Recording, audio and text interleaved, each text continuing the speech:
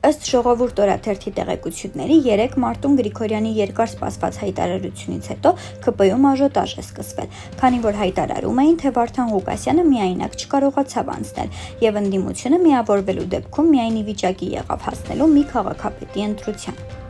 ԿԿՀ-ն Արտաշատի համայնքապետի նկատմամբ վարչական իրավախախտման վերաբերյալ գործի վարույթ է հարուցել, գրում է Ժողովուրդ օրաթերթը։ Ժողովուրդ օրաթերթի տեղեկություններով իշխանությունները նպատակ ունեն ամեն գնով ընդունել տրանսպորտից անվճար օգտվող քաղաքացիներին 15,000 դրամ տուգանելու նախագիծը։ Ըստ նախագծի ուղևորները պարտավոր են տրանսպորտային միջոց նստելուց անմիջապես հետո, բայց ոչ ուշ, քան 1 րոպեի ընթացքում վավերացնել տեղական վճարի մուծման կրիչը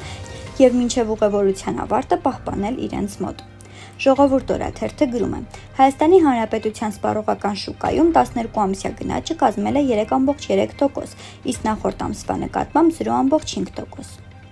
Հրապարակ օրաթերթը գրում է. ՔՊ-ում վերջին 1 շաբաթվա ընթացքում երկրորդ շոկն ապրեցին։ Նախ Գյումրու և Փարաքարի ընտրությունների արդյունքներից, ապա Մարտուն Գրիգորյանի հայտարարությունից, որ առանց որևէ պաշտոնի, ակնկալիքի և որևէ պայմանավորվածության քվեները տալիս է Վարդան Ղուկասյանին։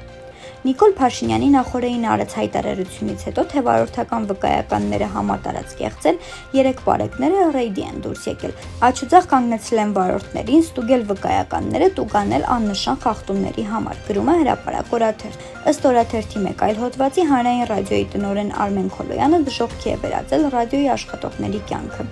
Նա ոչ միայն իր կնոջ նման արցախատյաց է և անհանդուրժող, այլև կարելի է ասել գրեթե տաբու է դրել Արցախին և արցախցիներին վերաբերող թեմաների վրա։ Գրաքննում է նման նյութերը, արգելել է ցեղասպանության թեման շոշափել։ Փաստ օրաթերթը գրում է. Չնայած Նիկոլ Փաշինյանն իր մամուլի ասուլիսներից մեկի ժամանակ հայտարարեց, որ եկամուտների հայտարարագրման գործընթացի ժամկետը երկարաձգվել է մինչև նոյեմբերի 1-ը, քաղաքացիներն ահազանգում են, որ այս մասին որևէ իրավական ակտ չկա։ Շատերն ունեն մտավախություն, որ եթե չլրացնեն հայտարարագիրը նշված ժամկետում, որոշ ժամանակ հետո ստիպված կլինեն տույժ և տուգանքներ վճարել։ Օրաթերթը նաև գրում է. Գյումրու ավականու ընտրությունների ողջ նախընտրական քարոզարշավի շրջանում տեղեկություններ էին շրջանառվում, որ թեկնածուներից երկուսին Վարդան Ղուկասյանին և Կարեն Սիմոնյանին աջակցում է երկրորդ նախագահ Ռոբերտ Քոչարյանը։